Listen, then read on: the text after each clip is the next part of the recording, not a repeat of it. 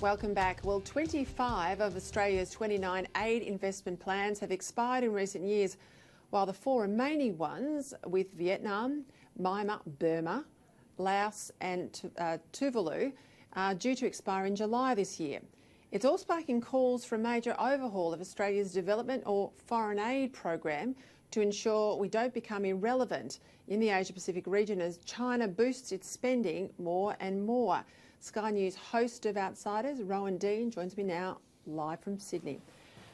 Myanmar, Hi, Peta. I can't bear Myanmar. The Burmese people want it still called Burma, and our DFAT, Foreign Affairs bureaucrats, swap around the name. But anyway, that caught me out there.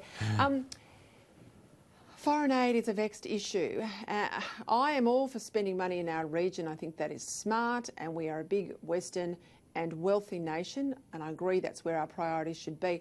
I was always dead against the priorities of people like Kevin Rudd, who wanted to buy votes and at the UN, so he put millions and millions of dollars into places like Africa, which traditionally has been the responsibility of the European nations.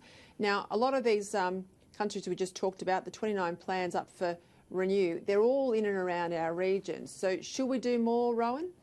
Well, there's good news and bad news here, Peter. The fact that all these different aid deals are coming up for renewal is fantastic. Australians are incredibly generous. We've given probably more aid than we need to over the years, but and you know that's fine. But we need to look closely at where taxpayers' money is going. But the good news, as I said, is that many of these are now up for renewal or are being reconsidered. The bad news, Peter, is who's doing the reconsidering. And that is, of course, our dear friends, the bureaucrats in Canberra, who are sitting there and saying, oh, yes, we need to retarget our aid. We need to be better with our aid. Good, yes. We need to make sure it has long-term benefits for Australia. Yeah, that's great. And we've got to really focus it on climate change. So here we go. The idea that we should be looking very closely at how our aid dollars are spent is absolutely terrific. The idea that we should wander around the Pacific and the nearby region and go, yep, we're Aussies, we're going to help you do this, and in return you're going to do that for us, or we're going to help educate you so that you can get jobs in your area, we can trade with you, whatever it might be to mutual benefit to the Australian taxpayer. Terrific.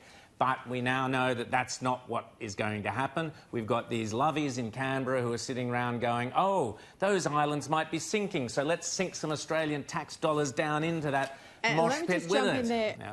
You are absolutely right to be across the detail as well as you are, Rowan, because the issue with schools and hospitals, demonstrably you can go there and you can see that they are built, that the money is going where it is intended. You can look at the infant mortality rates, etc., right? It's transparent. Putting money into climate change projects often goes into the pockets of, in our area, I have to say, some pretty corrupt individuals in our region. We've seen this before in a number of programs in our neighbours to our north in particular. So this is really important, that the devil in the detail is out there transparently, and we put the government and the Foreign Minister under some pressure. Absolutely. And look, Australian taxpayers, as I said, are incredibly generous. The argument is, Peter, that, oh, we've got to splash money around to stop the Chinese splashing money around. Well, maybe. And for sure, we want to make sure we maintain influence in the region, but we don't want to do it at the expense of taxpayers. All right, a couple of other quick issues I want to get to.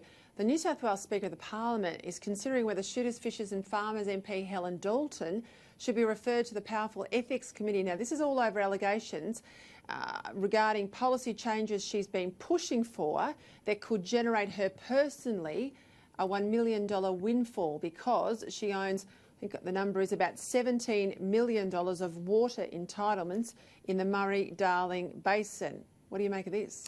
Well, this is all kind of upside down because, of course, we have plenty of politicians and parliamentarians who, for example, will bang on about the need for renewables and subsidies to taxpayers for wind farms and solar farms, etc., without declaring that they themselves are invested up to the eyeballs in renewables. So there's a bit of a double standard here. Yes, she will benefit, but probably not financially if she has more water allocations, because the problem here, and it goes back to Malcolm Turnbull in the Howard government, separating the rights of separating water from the land, so landowners and irrigators had to rely on investors to provide them with the water. It's a complicated story. It was one of the disasters that has not helped recent times, the drought, but we've got to recognise that in this instance, this woman is right to be arguing for what she is arguing for. She's not in the wrong here.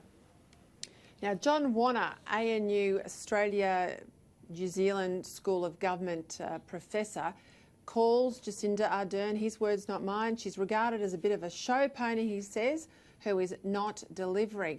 I thought it was the height of cheek to turn up today and tell us, Australians, that we should keep New Zealanders who've lived here, committed criminal acts, gone to jail, that we should keep them. They've never become Australian citizens. We say no, they go home to New Zealand. She says we don't want them. Why should we have them? Well, we don't have to have them. Scott Morrison's absolutely right to stick to his guns. But this Jacinda Ardern, she's the queen of the finger wagging, telling us that we don't do enough on climate change when we do far more than her country does. Honestly, New Zealanders, wake up. You've got an election coming up. I hope you vote the right way, and I hope we don't see her again after it. Yeah, we'll see, won't we? We'll see. We'll see.